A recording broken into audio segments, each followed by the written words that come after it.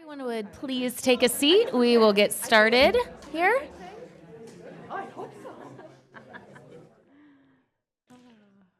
Wow, we're really emptied out here. We're not popular.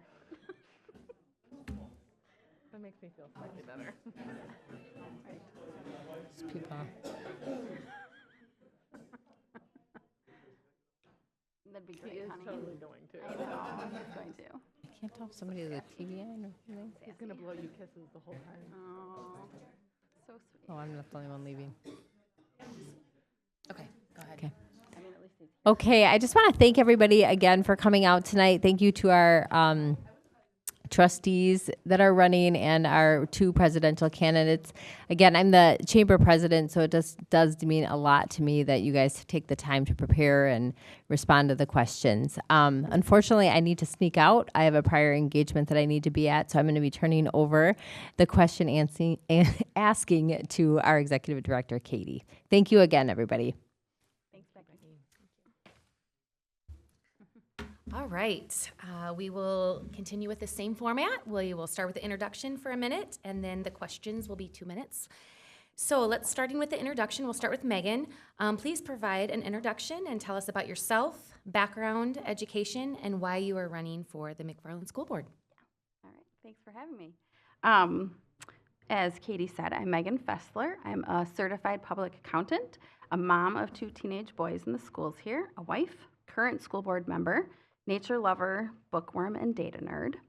I love the McFarland community. We've lived here for over 15-ish years and have watched it grow and shift with our changing education landscape. And as we know, that has really shifted over the last decade. Folks move here for the schools, and I'm really proud of that, and I really want it to stay that way. I feel public education is a bedrock for our society. So I aim to ensure that all students in our community continue to have access to strong education, an education that prepares them to thrive long after they are launched from the McFarland education system. Thank you. Meredith? I'm Meredith Huey. My family moved here into the village 2 years ago.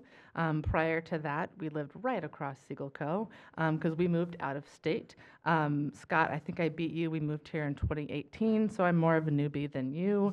But we moved here for the schools and a sense of community. We have 2 children. Our oldest is in 1st grade at CEPS, and our youngest is 2.5 and a future Spartan. I would like the opportunity to support our district the way that they currently support my family. I was involved in the referendum advocacy with Spartan Forward, a member of the Human Growth and Development Committee, and have volunteered at various school functions. I also currently serve on the Village of McFarland's Public Safety Committee, and am engaged in our village's development plans. I'm sure you've seen my face. I'm sorry in advance.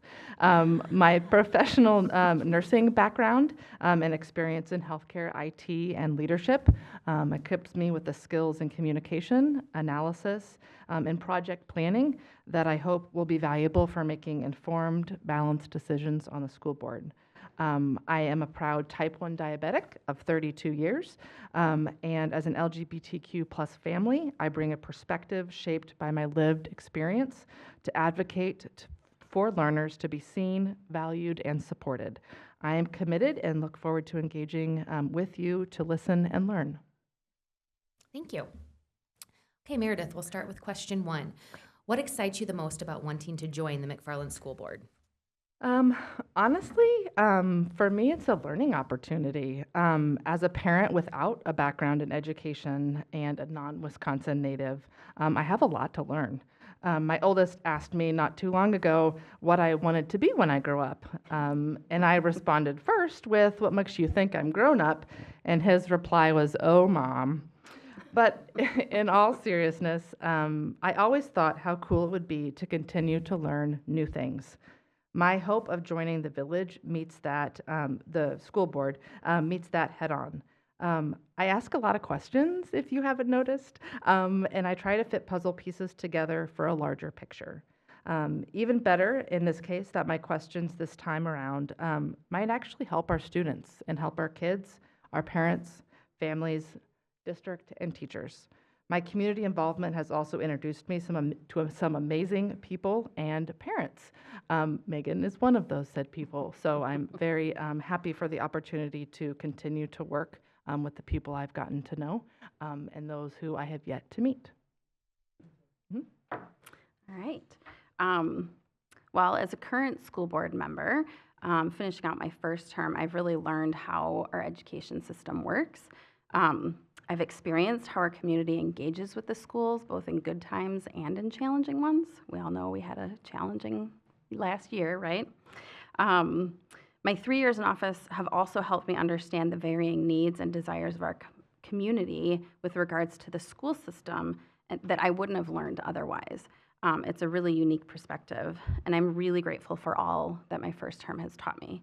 So the part that really excites me is that I love seeing how the sausage is made, to make that cliche analogy. With 2 kids in the district, I have that, parental day-to-day perspective, and being on the board provides a much deeper understanding for how students and families experience and how that perspective is developed and nurtured by the school district. And that experience over the last 3 years will allow me to be and continue to be a strong, effective advocate for our students and educators, because we're going to need that more now than ever. And I'm just really excited to continue the work that the current school board did with setting up the strategic plan and seeing that through. Okay, Megan, we will start with you with question number 2. How do you plan to engage parents, families, and the broader community in the decision-making processes of the school board? Yeah, thank you. If you've been paying attention to the school board at all for the last couple of years, you know that communication and engagement with families and the community has been one of our main priorities, and we continue to make progress in that area. Along with district administrators, we regularly seek out input from staff, students, families, not only through annual surveys, but through listening sessions and more casual conversations. Each year we gain more perspective as we see the trends emerge from this data, and this really helps shape our decisions. Without your feedback and conversations with you and engagement, we can't do that. We can't make decisions that you want us to make. When we're faced with the big policy and curriculum changes, you might have noticed that we engage folks in the community to help inform our choices, like the strategic plan committee, who helped develop our new strategic plan, human growth and development committee, like Meredith said, the referendum engagement group, and the citizens advisory facility naming committee that's meeting right now, learning more about Conrad Alveum and the naming process there. And that's just all been in the last 3 years while I've been on the board. And they're always a very diverse mix of people on those committees that really represent each part of our community. These have really proven essential to understanding our community needs and perspectives in so many ways. As with anything, there's always room to improve and grow.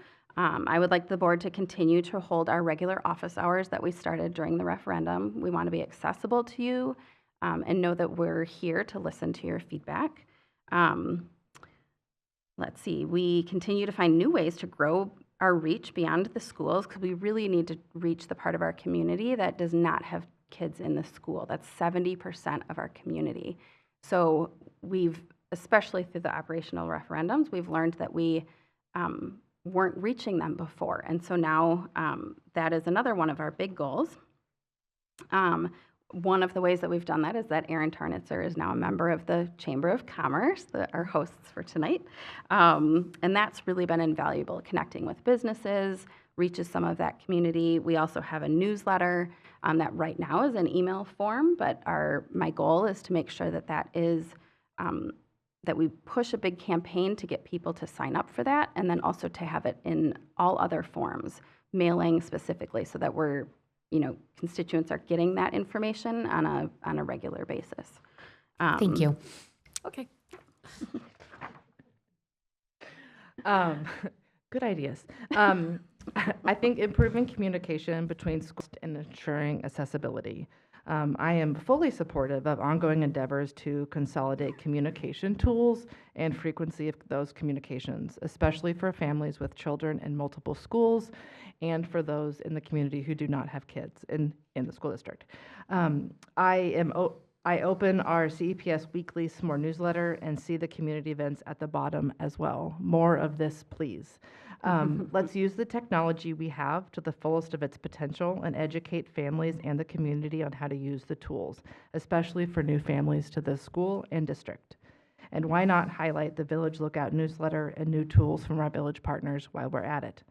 At the same time, we must proactively ensure the materials are understood, accessible, and inclusive for all students and families, language translation services, new residents, etc. We should also use the schools as points of community outreach. We had local businesses at the IMMS Family Fun Night. How amazing. Can we find more opportunities to tie existing village or school events to be more united? I think we can. The goal is reliability and relevance. Families in the community want to know what's happening without drowning in the noise. At the end of the day, planning for and doing communication fails if it's not understood. Thank you. Okay, Meredith, we will start with you for question number 3. Our community recently approved an operational referendum, yet our district, like many others in the state, continues to face budget challenges. What specific strategies would you support to maintain a balanced budget while ensuring high-quality educational opportunities for students and staff retention? Big question that I think is kind of getting at two different but equally important integrated points. The first being budget and fiscal responsibility, and the second being retention of staff and students. So first, kind of the financial piece. The district needs to be at the table for village decision-making and vice versa. How our village attracts businesses or development projects could boost the local tax base and continue to support McFarland as a destination for families and their students. A broader tax base means the burden is spread across more contributors, which could lower our individual rates. I'm keen to collaborate on opportunities to share resources with the village at large and explore what those possibilities could look like. Ask questions, think outside the box. What if we jointly managed particular facilities or spaces? What if we shared supplies and community services? Joint services may improve the district relationship with the wider community. We all want quality education and village services without disproportionately straining our taxpayers. It's not about one entity subsidizing the other, but about finding unity to lighten the load for everyone. And as the question alluded to, many districts and municipalities are facing similar pressures. So a united front, perhaps with our neighboring communities, could amplify our voice. This might reduce the local tax levy needed for schools and village services, directly benefiting our neighbors. Together, we're a stronger force to request increased state aid to offset our local tax reliance. And that second piece, retention. As a school board member, attracting and retaining high-quality teachers and staff means tackling the root issues: compensation, culture, and support, while working within budget realities. We must strive to be competitive by starting with pay that beats nearby districts. We need to keep this in mind during our forthcoming contract negotiations. And beyond pay, we should equip teachers with what they need: technology, supplies, daily assistance. With increasing needs in the classroom, 2 hands is not often enough. And last but definitely not least, appreciation, appreciation, appreciation. Feeling heard keeps people invested. We need to publicly celebrate our staff wins, not just within the school environment, but within our village. In an ever-increasing time of uncertainty for safety, we need to treat our teachers and staff with the same TLC we treat our learners. Great staff attracts great staff. And with great staff comes great students and families. Thank you. Yep. You're going to hear some themes in those lines. Going through 2 operational referendum campaigns really taught me a lot about just education funding and how everything in an education system is connected. You make one change here, and it's going to impact 3 other things over here that you wouldn't necessarily think it does, which gives some opportunities for, like it can be a challenge and it can also be a positive thing. But ultimately, ensuring high-quality education opportunities boils down to support and belonging. Our public education continues to face a shortage of teachers and funding shortfalls, like Meredith referenced. It's a profession that continues to require more hours than is included in a teacher's salary. The needs of our learners have also shifted in such a way that our teachers are doing so much more to support our students than providing instruction on curriculum. It's a school board's responsibility, I feel, to guarantee the systems we create and oversee are streamlined to protect that instruction and prep time for students. Nope, for teachers. We need to understand that when we ask more of our educators, we need to be thoughtful about the system that goes in place to help them achieve that support. And when the educators' needs are met, they have more bandwidth to support our learners in their needs, which in turn increases student achievement, which is what we're all going after, right?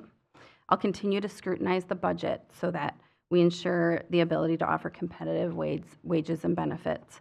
Another thing that's going to be really important, because as we know from the operational referendum, most of the budget issue comes from the state funding model. So advocacy at the state level to secure those changes so that we're protecting not just the wages and benefits for staff and educators, but for the funds for the support systems in place to help educators support our students.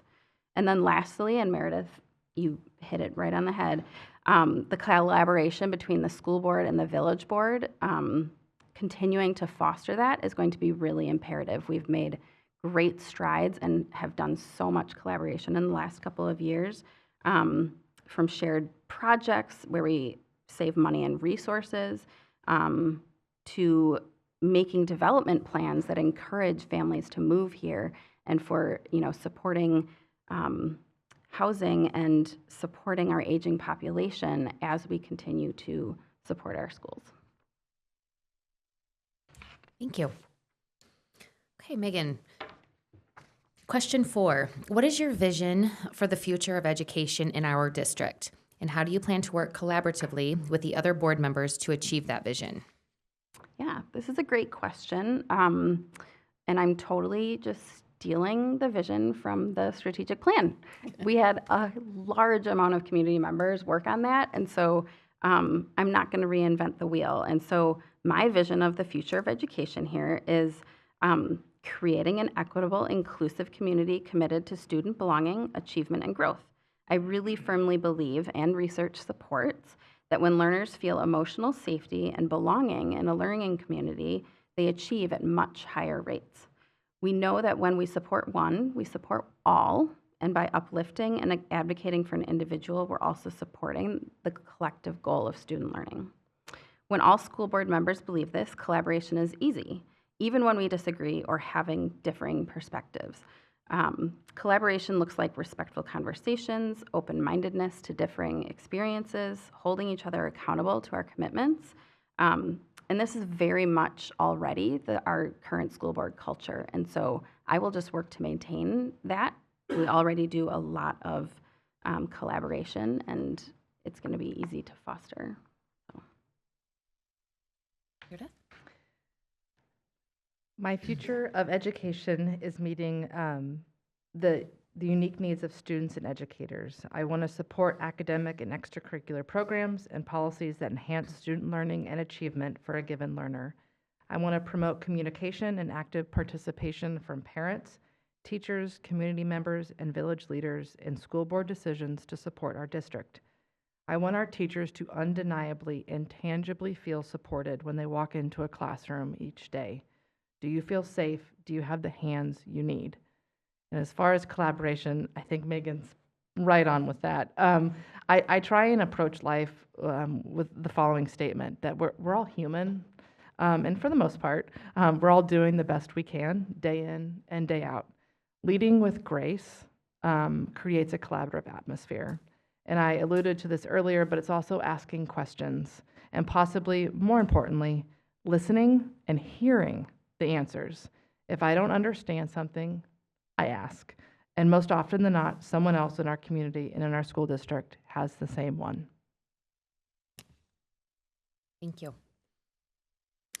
Okay, the fifth question, Meredith. In your role as a school board member, how would you ensure that the district lives up to its mission of meeting the needs of every learner every day and its vision of creating an equitable and inclusive community committed to student belonging, achievement, and growth? I think this one's going to be pretty short because it's the same thing I just said. Thoughtful and respectful questions. Holding our district accountable and each other accountable to meeting the strategic plan and meeting our vision, and listening and learning from those answers. Our incredibly gifted educators and administrators are the most excellent source of what they need to produce the best Spartans. And it is in those answers and thinking outside the box where we can thrive and make an impact. That's all I have. Okay. All right, so our role as a school board is to really set the vision and direction for the school district and then guide and oversee the process in which administration achieves the vision. It's not to make the day-to-day decisions. It's not to interfere with the experts. It is our job to set up the system so that they can achieve that student learning. And it might not be glamorous, but much of that work happens in policy review and policy creation.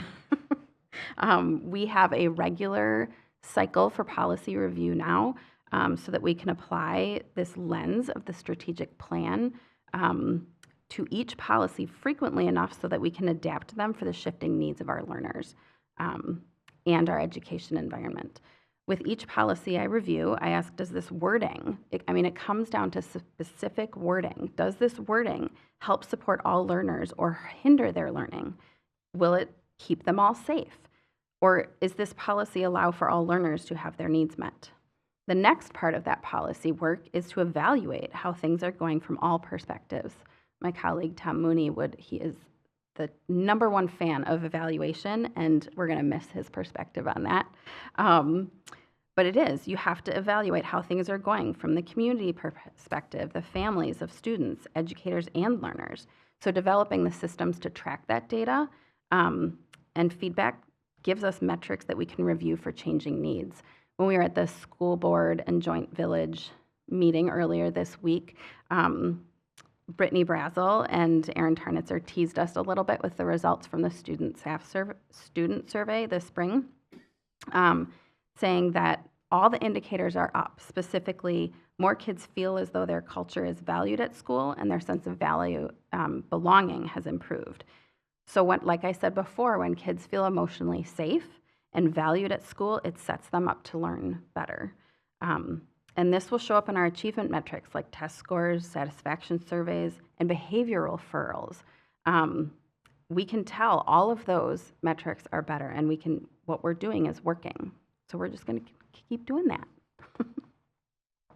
Great, thank you. Okay, in the final here with a closing, Megan, if you would like to take your last minute here to provide any closing remarks, final statements, or any other topics of interest. Yeah.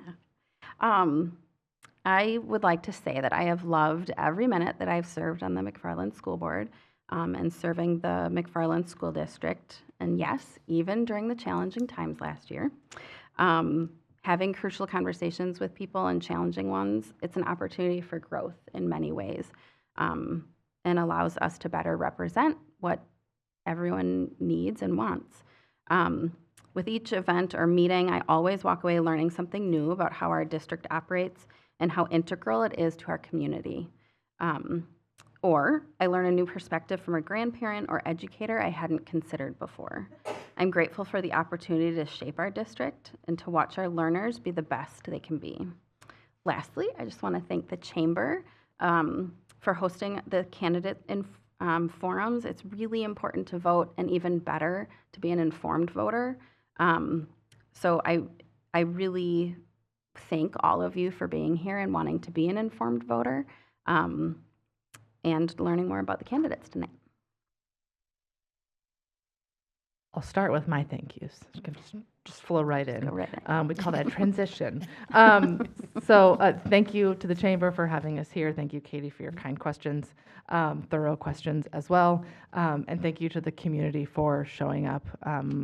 It is vitally important to our success. At the end of the day, I'm a mom who wants to get engaged and be engaged. I for sure do not have all the right answers or crystal ball to know exactly what works and what doesn't, but I want to try and I care about my kids, about your kids, and about our community. Thank you for the opportunity to serve you. I don't take that lightly. And thank you to the current school board for setting the bar really high. It's a lot of work, and you do it very well. So thank you for the opportunity to hopefully join you. Great, thank you.